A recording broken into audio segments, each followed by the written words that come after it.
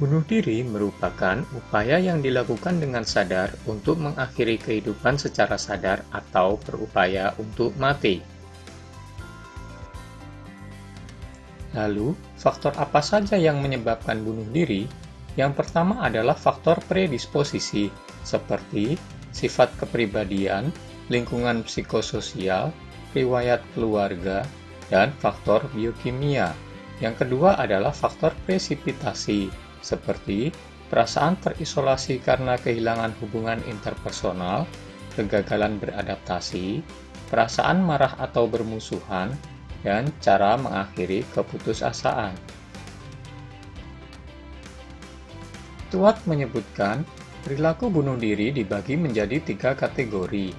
Yang pertama adalah ancaman bunuh diri, yaitu peningkatan verbal dan nonverbal bahwa orang tersebut mempertimbangkan untuk bunuh diri. Yang kedua adalah upaya bunuh diri, yaitu semua tindakan yang diarahkan pada diri dan dilakukan oleh individu yang mengarah pada kematian jika tidak dicegah.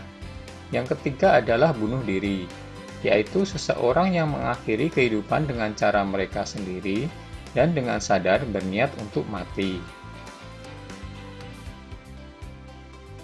Manifestasi klinis risiko bunuh diri menurut Fitria dan Stuart yaitu keputusasaan, celaan terhadap diri sendiri, perasaan gagal dan tidak berguna, alam perasaan depresi, agitasi dan gelisah, insomnia yang menetap, penurunan berat badan, berbicara lamban, keletihan, menarik diri dari lingkungan sosial. Ditambah juga adanya petunjuk psikiatri seperti adanya upaya bunuh diri sebelumnya, kelainan afektif, alkoholisme dan penyalahgunaan obat, depresi mental pada remaja. Penatalaksanaan medis pada kasus bunuh diri membutuhkan obat penenang, terutama saat klien bertindak kekerasan pada diri sendiri maupun orang lain. Untuk penatalaksanaan keperawatan dilakukan intervensi seperti membina hubungan saling percaya, melindungi klien dari perilaku bunuh diri, membantu klien untuk mengekspresikan perasaannya, membantu klien untuk meningkatkan harga dirinya, dan membantu klien untuk menggunakan coping individu yang adaptif. Nyonya H merupakan salah satu pasien di ruang perawatan jiwa. Setelah dilakukan pengkajian ditemukan bahwa Nyonya H mengungkapkan pernah mencoba bunuh diri. Dan ditemukan data lain pada Nyonya H seperti tanpa afek datar, malas, bingung, tidak dapat berpikir logis, tidak dapat mengambil keputusan, ada pikiran negatif terhadap diri sendiri, tidak dapat konsentrasi, acuh dengan lingkungan, merasa gagal, dan sering menyendiri di kamar. Sehingga perawat perlu melakukan SP pada Nyonya H dengan tujuan perlindungan klien dengan percobaan bunuh diri. Assalamualaikum Bu, perkenalkan nama saya Perawat Mawar yang bertugas di Ruang Mati ini dari jam 7 sampai jam 2. Bisa saya duduk dengan Ibu ya Bu ya? Iya boleh Mbak. Gitu. Kan tadi saya sudah memperkenalkan diri, bagaimana jika Ibu memperkenalkan diri juga? Iya Mbak, nama saya Ibu Haniati. Ibu Haniati ya, biasa dipanggil apa Bu? Ibu Hani. Ibu Hani, baik. Bagaimana Bu perasaannya hari ini? Nggak tahu Mbak. Nggak tahu ya Bu ya, kemudian gimana kalau kita bercakap-cakap tentang apa yang Ibu rasakan hari? Iya boleh Mbak. Boleh ya? Di mana Bu? Di sini aja Di ya. sini aja ya. Berapa lama kira-kira? Sebentar aja Mbak. Sebentar ya, 15 menit bagaimana?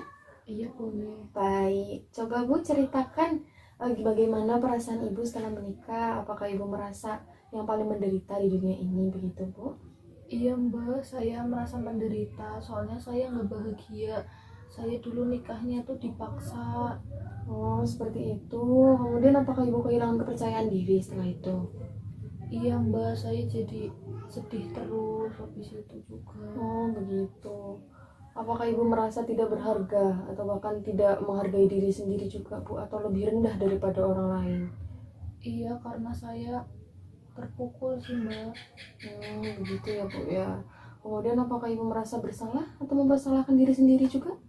Iya, saya juga merasa bersalah, saya nyesel mbak. Gitu. Kemudian ibu sering mengalami kesulitan dalam berkonsentrasi. Iya, saya suka kadang-kadang tidak fokus gitu mbak. Suka nggak fokus ya Bu ya. Terus saya nanti ngelamun jadinya. Oh, seperti itu. Kemudian apakah ibu pernah ada niat untuk menyakiti diri sendiri atau bahkan bunuh diri untuk mengakhiri hidup seperti itu Bu? Iya Pak. Iya mbak, dulu pernah. Pernah ya Bu ya? Itu ibu pernah mencoba untuk bunuh diri? Iya, Apa sebabnya Bu? saya merasa sedih sih mbak, terus juga saya pengen mengakhiri penderitaan saya. Seperti itu. Gimana sih Bu caranya waktu itu? Saya motong tangan saya mbak. Memotong tangan. Gitu. Terus apa yang ibu rasakan saat itu Bu? Saya takut mbak, tapi saya juga bingung mbak. Oh gitu ya Bu ya. Oke, tampaknya ibu ini membutuhkan pertolongan segera ya Bu ya, karena ada keinginan untuk mengakhiri hidup. Kemudian saya perlu memeriksa nih Bu seluruh kamar ibu, apakah ada barang-barang yang atau benda-benda yang membahayakan ibu gitu. Lalu saya tidak akan membiarkan ibu sendiri gitu ya Bu ya. Saya periksa dulu kamarnya ya. Iya. Tampaknya tidak ada ya Bu ya yang membahayakan. Kemudian apa yang ibu lakukan kalau keinginan bunuh diri itu muncul Bu? Ya saya ini mbak, tiba-tiba saya ngelamun, terus habis itu tiba-tiba ini apa, saya megang pisau gitu di tangan. Begitu, udah langsung megang pisau ya Bu ya. Iya. Kemudian kalau keinginan itu muncul Bu, untuk mengatasinya ya Bu ya, ibu harus langsung minta bantuan Bu kepada perawat atau bahkan kepada keluarga atau teman yang sedang membesuk gitu Bu. Jadi ibu tidak boleh sendirian. Kemudian jika ada rasa itu muncul, katakan kepada perawat atau keluarga atau bahkan teman jika ada dorongan untuk mengakhiri hidupnya gitu ya Bu ya. Iya. Oke. Saya percaya Ibu Ani dapat mengatasi masalah ini ya Bu ya. Iya mbak. Iya. Kemudian bagaimana Ibu perasaan Ibu sekarang setelah mengetahui cara mengatasi perasaan ingin bunuh diri itu Bu? Iya, saya jadi tahu mbak. Jadi tahu ya Bu. Ya, kemudian coba Ibu sebutkan lagi tadi caranya gimana? Ya tadi kan saya minta bantuan ke Ya. petugas kesehatan, kalau nggak sama keluarga, terus bilang juga kalau saya ada dorongan bunuh diri. Gitu. Benar sekali Ibu ya. Jadi Ibu tidak boleh sendirian, kemudian minta tolong kepada perawat atau keluarga atau bahkan teman gitu ya. Iya mbak. Oke, bagus sekali Ibu. Untuk hari ini saya rasa cukup ya Bu ya. Besok kita bisa berbincang-bincang lagi Bu. Iya, Di jam yang boleh. sama dan di tempat yang sama ini lagi Bu ya. Iya mbak. Oke, kalau begitu saya pamit dulu ya Bu. Iya.